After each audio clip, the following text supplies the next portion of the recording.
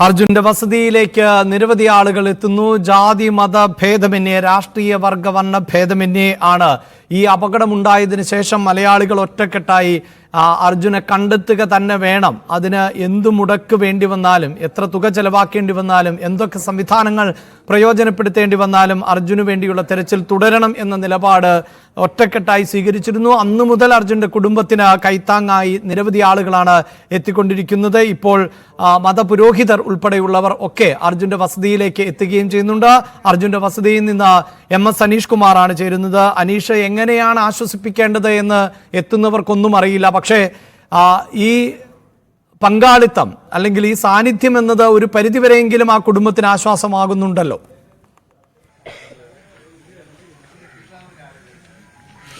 തീർച്ചയായും നമ്മൾ അല്പസമയം മുമ്പ് കണ്ടത് ഗീവർഗീസ് മാർ പക്കോമേസ് എന്ന ഓർത്തഡോക്സ് ഭദ്രാസനത്തിന്റെ, മലബാർ ഭദ്രാസനത്തിന്റെ അധിപനാണ്. അദ്ദേഹം ശിരൂർ പോയി ഈ രക്ഷാപ്രവർത്തനങ്ങൾ നേരിട്ട് കാണുകയും ചെയ്തിരുന്നു.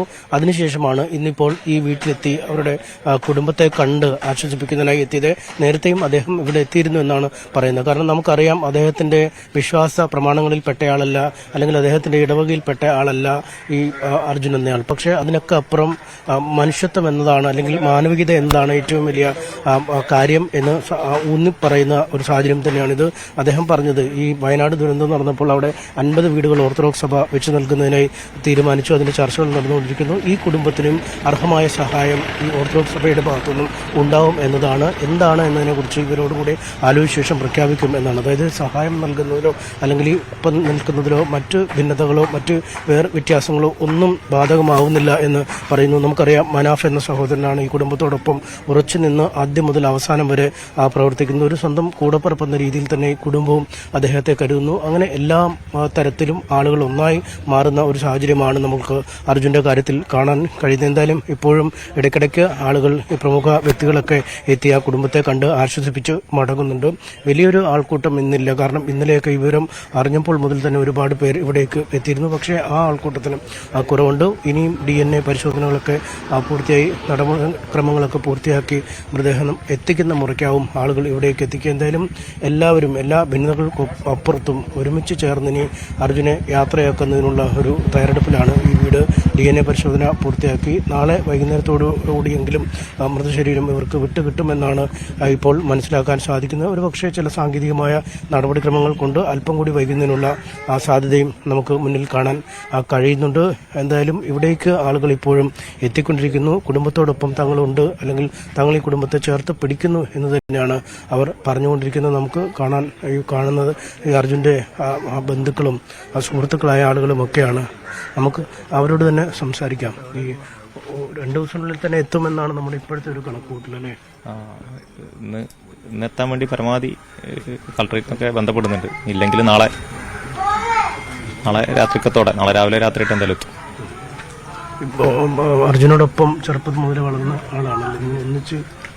ഞങ്ങൾ ഇവിടെ ഉള്ള എല്ലാവരും അർജുന്റെ സുഹൃത്തുക്കളും അയൽവാസികളും മറ്റേ കൂടെ എല്ലാ പ്രവർത്തനങ്ങൾക്കും ഉണ്ടായിരുന്ന ആളുകളാണ്. വളരെ ഭയങ്കര ഹാർഡ് വർക്കിംഗ് ആയിരുന്നല്ലേ? അപ്പോൾ ചെറുപ്പം മുതലേ അർജുന്റെ ഒരു ശീലം അങ്ങനെ തന്നെയായിരുന്നു. അതെ, നമ്മൾ കാണുന്ന സമയം തൊട്ടിട്ട് പലതരം ജോലി. ആദ്യം പെയിന്റിങ്ങിന്റെ വർക്കായിരുന്നു. അത് കഴിഞ്ഞ് സ്വന്തം ചെറിയൊരു വണ്ടി എടുത്ത് ഇവിടെ നാട്ടിൽ തന്നെ ഓടലായിരുന്നു. അതിനുശേഷം ആണ് ഈ ലോറി ഫീൽഡിലേക്ക് കിടക്കുന്നത്.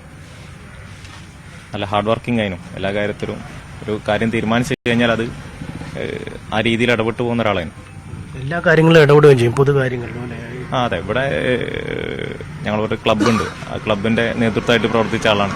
രാഷ്ട്രീയ രംഗത്ത് വളരെ സജീവമായിട്ടുണ്ടായിരുന്ന ആളാണ്. പിന്നെ നാട്ടിലെ ഏത് വിഷയങ്ങളിലും ഇതുപോലെ ഉണ്ടാവുന്ന, ആദ്യാവസാനം ഉണ്ടാവുന്ന. ഈ 2012 വെള്ളപ്പൊക്കത്തിന്റെ ഒക്കെ സമയത്ത് 1.5 മാസത്തോളം അർജുനൊക്കെ ലീവാക്കിയിട്ട് നാടിന്റെ പ്രവർത്തനങ്ങൾക്ക് വേണ്ടി മുമ്പിലുണ്ടായിരുന്നു.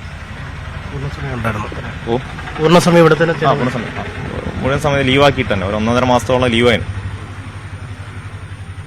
ഇപ്പൊ ആളുകൾ ആ ഒരുമ ഇപ്പോൾ കാണിക്കുന്നുണ്ടല്ലോ. ഈ അർജുന്റെ കാര്യത്തിനായാലും എല്ലാവരും എല്ലാ ഭിന്നതകളും മറന്നാണ് വരുന്നത്. അവര് തങ്ങളുടെ വീട്ടിലൊരാൾ പോയ എന്നൊരു വികാരമാണ് എല്ലാവർക്കും. ഇവിടെ മാത്രമല്ല, നമ്മൾ കേരളം ഒട്ടാകെ ആ ഒരു അർജുനെ കണ്ടു കിട്ടണം എന്നുള്ള രീതിയിൽ എല്ലാവർക്കും കഴിയുന്ന തരത്തിലൊക്കെ എല്ലാവരും ഇടപെട്ട് ചെയ്തിട്ടുണ്ട്. നമ്മുടെ പ്രദേശത്ത് മാത്രമല്ല, ഇവിടെ ഇപ്പം വരുന്ന ആളുകൾ തന്നെ ഇന്നുവരെ അർജുനെ കാണാത്ത ആളുകളൊക്കെ ഇന്നലെ ഇപ്പോൾ കിട്ടിയെന്ന് പറഞ്ഞപ്പോൾ കാണാതായ സമയം മുതൽ ഇവിടെ ഉണ്ട്. എല്ലാ സഹായങ്ങൾക്കും കാര്യങ്ങൾക്കും ആയിട്ട് എല്ലാവരും സജീവമായിട്ട് തന്നെ ഉണ്ട്. നിങ്ങളൊക്കെ ഒരു പ്രതീക്ഷയിൽ തന്നെ ആയിരുന്നല്ലേ? ഈ ആദ്യത്തെ ദിവസങ്ങൾ കഴിഞ്ഞപ്പോൾ പ്രതീക്ഷ വിട്ടെങ്കിലും ഒരു വിദൂരമായൊരു സാധ്യത അല്ലെ? പ്രതീക്ഷ കുടുംബക്കാരെ സംബന്ധിച്ചോളം ഒരിക്കലും ആ പ്രതീക്ഷ ഇല്ലാതാവില്ല. ഏത് സമയത്തും അർജുൻ ജീവനോടെ തിരിച്ചു വരും എന്നുള്ളത് തന്നെയാണ് കുടുംബക്കാരൊക്കെ പ്രതീക്ഷിച്ചിരുന്നത്. അപ്പോൾ ഇന്നലാണ് നമുക്ക് ഇതിലൊരു അന്ത്യം ഉണ്ടാവുന്നത്. അതുകൊണ്ട് എന്താ വെച്ചാൽ കുടുംബത്തിനെ സംബന്ധിച്ചോളം വലിയ പ്രയാസമാണ്. അർജുനാണ് ഈ വീട് ഈ രീതിയിൽ മുന്നോട്ട് കൊണ്ടുപോകുന്നത്. അപ്പോൾ അർജുനെ ഇതിനൊരു അവസാനം ഉണ്ടാവുക എന്നുള്ളതാണ്. അപ്പോൾ കുടുംബത്തിന്